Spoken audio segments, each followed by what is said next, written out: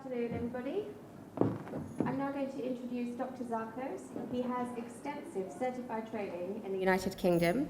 He's a fellow of the Royal College of Obstetrics and Gynecology, a board member representative of the Royal College for Greece and Cyprus, a board member of the Hellenic Society of Assisted Reproduction, and a member of the British, European and American fertility societies. EmbryoClinic has one of Greece's few surrogacy programs with a readily available source of surrogates and state-of-the-art IVF facilities. Dr. Tsakos. Good afternoon. Thank you very much for the introduction. I will spend the next 20 minutes trying to outline the Greek program and hopefully try to identify for each one of you some areas that might be of interest. And of course, I will allow a bit of time for questions. So it's 8 minutes past 2, so we should be done by 2:30, I presume.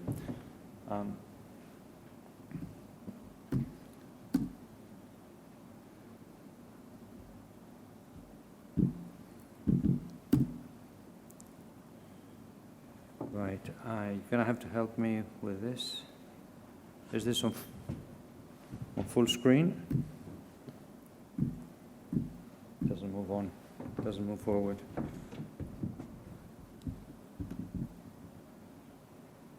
Just from here, with the enter? Okay, that's fine. I mean, this is a traditional family that most people think of when they think of making families. However, as time goes by, we see less traditional families, older parents, and we see same-sex couples and single women. And many of these people, they would need to resort to either egg donation or surrogacy in order to fulfill their dream of parenthood.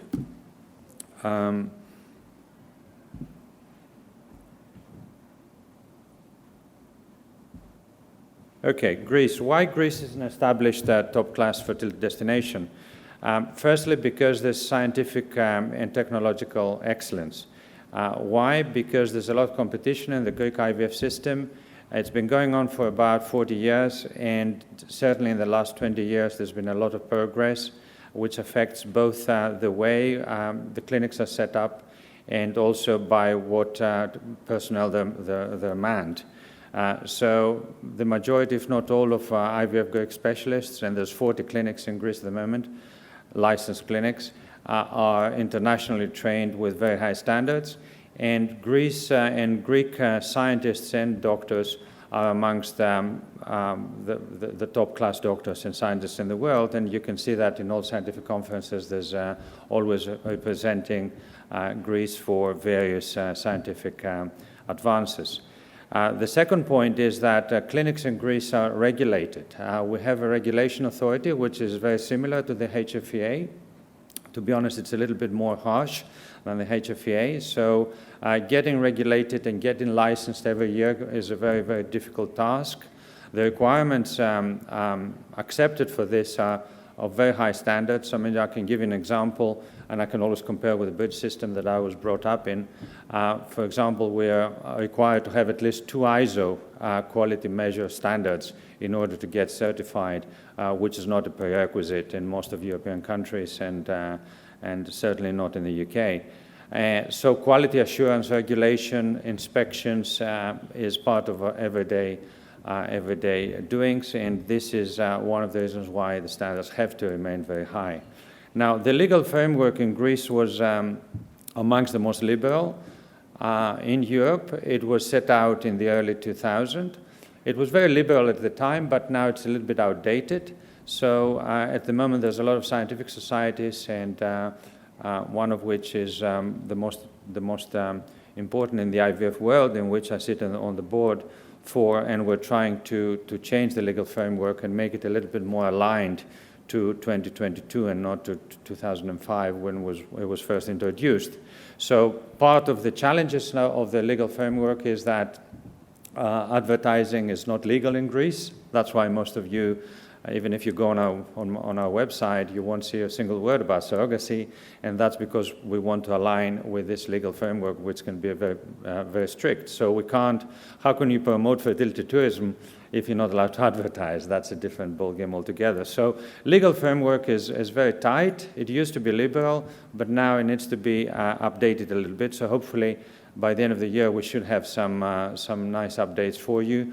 A major achievement of this year has been the fact that we managed to push the age limit for IVF patients, so recipients of egg donation or IEPs for surrogacy, up to 52 years of age as opposed to 50 that used to be the case, but this is only an example of the improvements that we're hoping to make.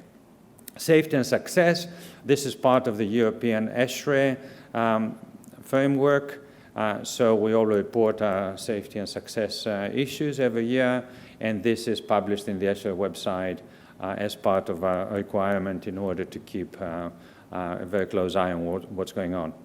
Now, minimal waiting lists, that used to be the case up until about a year ago. Unfortunately, now there are waiting lists being built up, and that affects mainly egg donation and surrogacy.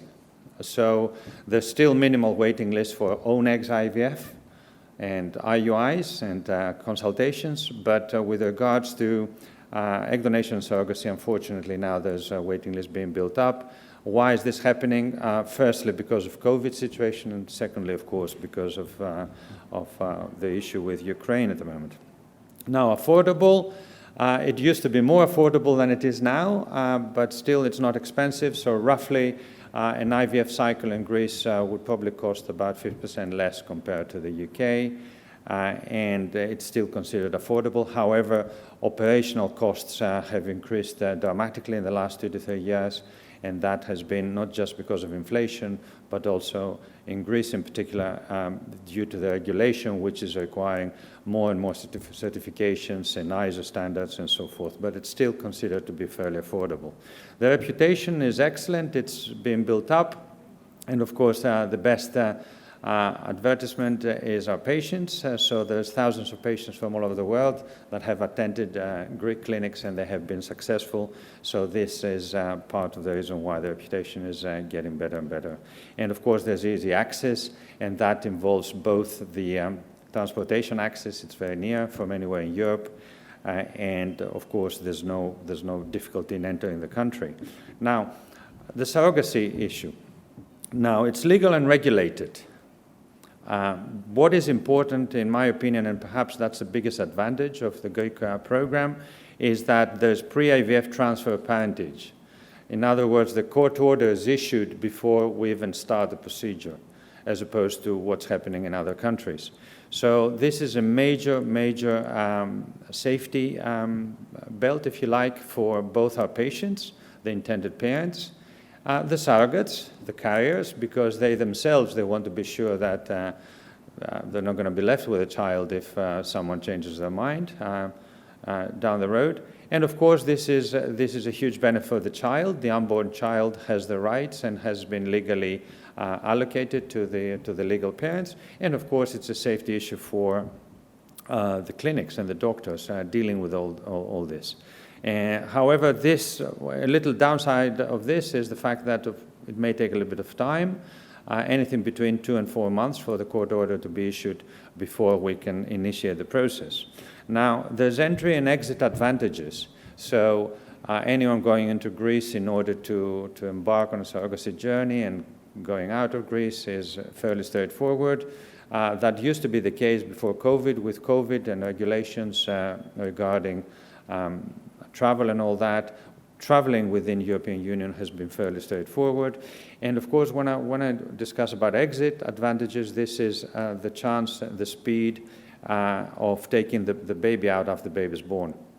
So in general, we quote, depending on the country of the IEPs, but it's anything between 4 to 8 weeks for the exit process to be finalized. And especially with countries in which we had experience, big experience in particular with England, we've had very, very quick exit processes and issuance of the passport. Now, there are medical criteria in order for the intended parents to be accepted, and of course, there should be very, very sound reason for surrogacy to take place. Availability, unfortunately, is an issue at the moment. So at the moment, the waiting list for the waiting time for starting the procedure could be anything between 6 months and a year. And the experience has been built up over the last 10 years, especially with international surrogacy, because international surrogacy has become legal in Greece only in the last 10 years. Now, the carriers, who are they? They have to be between 25 and 45 years of age. Again, this is an issue that we're trying to extend a little bit, and we're trying to elaborate into allowing women of slightly older age, if possible, and even younger, to be included in the program in order to be able to identify more suitable carriers. They have to have one child of their own. Again, this is questionable whether that should be the case or not, but there is at the moment quite a lot of thoughts going into expanding the availability of that, but that has to be applied by law. How they're recruited, we're not allowed to advertise, we're not allowed to use agencies. Agencies are illegal in Greece. Anyone who's intermediary, who is not outside the context of a fertility clinic is illegal in Greece, which of course is making it very difficult for the surrogates to get in touch with the clinic and vice versa. So just a matter of waiting for this matching to happen. Now, the care of the surrogates, the majority of clinics in Greece, including our own, we care for our own surrogates, and we look after them antenatally and perform the delivery as well. Now, the court order happens before the procedure can start. So the timeline is identifying the surrogate, matching the surrogate, and then applying for the court order, waiting for the decision to be made legal, and then we initiate the process. Of course, this may take anything between 3 and 6 months. During this time, there's a preparation for the IVF, transportation of genetic material, if genetic material is in another country, performance of the IVF on the couple, if the couple are using their own genetic material, or performing egg donation IVF and so forth. So we try to perform as many procedures as possible whilst waiting for the court order. But of course, we're not allowed to make the embryo transfer unless the court order is there, and I explained the advantages of that. So the main advantage of the Greek program is that Greece is an EU, and it's currently important to state that it's a NATO country as well. So that makes it easy, the entry and the exit procedure. It's accessible to foreigners, it's legal and regulated, there's pre-IVF transfer of parentage, and it is safe and successful. Affordable, well, in terms of how affordable it is, depends on how you define it. It's certainly cheaper than the US program. It is more expensive than the Ukraine program. It's somewhere in the middle between those programs. It could be uncomplicated, the exit process, and quick. However, as I said before, there's waiting lists in order to go on the program now, and the clinics they guarantee state-of-the-art technology and scientific level. Now, the COVID situation is again something that has become very important in the last couple of years. There's a lot of measures taking place in Greece. I noticed today that I'm the only one wearing a mask in this venue. So we're still taking COVID very seriously for various reasons, especially as doctors. We don't want to get COVID because if we do, it means we're out of work for 10 days. And of course, there's a risk of passing that on to our patients. If I catch COVID today, I won't be able to travel home tomorrow and so forth. So the COVID situation is something that is being very seriously taken care about. And also, it's a great culture. You know, we're very much afraid of disease in general. Now, another advantage is that the easy transportation of genetic material within EU. We don't need a special license in order to transport genetic material. Unfortunately, with Brexit, we had major issues with England and the UK in general. However, this can be overcome by either applying for a specific license for each case separately, which may take a little bit of longer time, or discussing whether the genetic material transportation may happen via another European Union country in which the local regulations do not require a license from their authority. So it is a little bit of a logistical issue that can be resolved, but in general, within the EU, there's no issues. Now, until obviously most of you are UK couples here. Before Brexit, you could be issued the European Union health card, which gave you NHS coverage throughout Europe. You can't do it anymore, so you would have to go on a private insurance for yourselves. There are some issues associated with insuring the unborn babies, but this is something that could be discussed individually. Care of pregnancy, antenatal care and delivery in Greece happens in private hospitals. Private obstetric care in Greece is quite advanced. The vast majority, I could quote something like 90% of Greek citizens, they deliver privately in private hospitals in Greece, and therefore there are some amazing facilities that can guarantee safety for your child and, of course, for the surrogate. And there's easy access to Greece, and it's a pleasant touristic destination, as you know. So the decision is up to you. Who do you trust your family with? A few words about egg donation in Greece. It's legal, permitted, and protected. And any single, married or unmarried couple can resort to egg donation. It used to be until 50 for the female age, the upper age limit, but now it's been extended to 52, which we think is a positive step. It's anonymous egg donation like it is in most, if not all, European Union countries at the moment. However, there is compensation to donors. The age of the donors by law is between 18 and 35 years. In my clinic, we used to use under 30 years until now, but now because of this increasing demand, we're seriously thinking of extending up to 32 years for the donors. It's still within the legal frame. Most of clinics, including the majority of Spanish clinics who do egg donation, they would go up to 33 years for the donor, and many other clinics would go up to 35. And the law in Greece is that there should be a maximum of 10 families per egg donor. Again, this is something that we're hoping to change, because when the law was employed about 20 years ago, there was no international patients.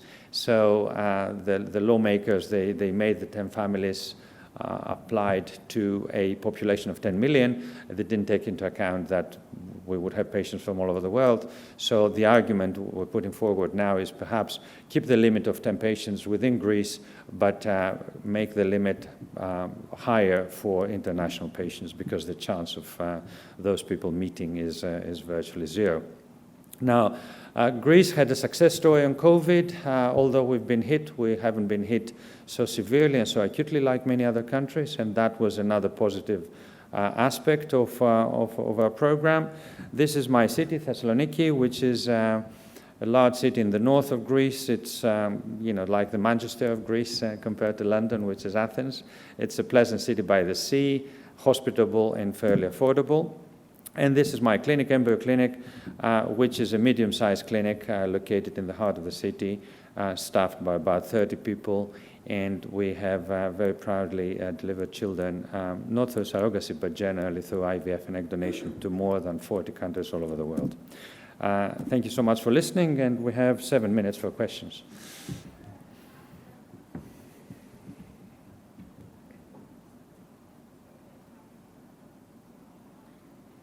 Is surrogacy in Greece legal also for gay couple or single men, or no?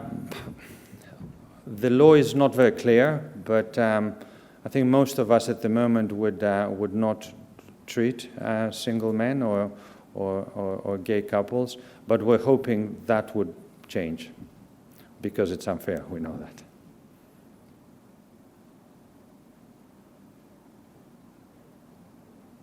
Okay, any other questions? Great, I will let you move on. Thank you very much. Sorry. Yeah. Quick question. Simon Eddy from IVF Careers. Hi. You were talking about regulatory aspects of moving embryos and other cells to Greece.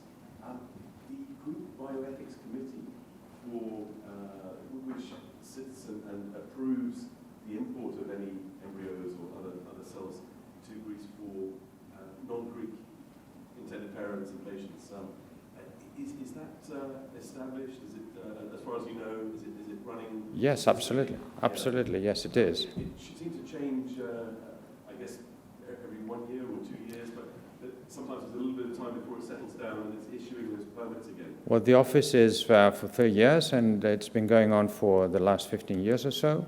And as I said, I don't know if you were here before, there's no problem within the European Union. So there's free transportation of genetic material within European Union. Of course, at the end of every 3 months, we send a list to the authorities, of whatever has taken place.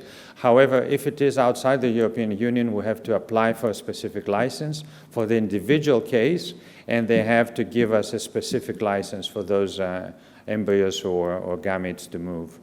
Yeah, usually this may take anything between 3 to 6 months. Thank you. Welcome. Okay, thank you very much for listening.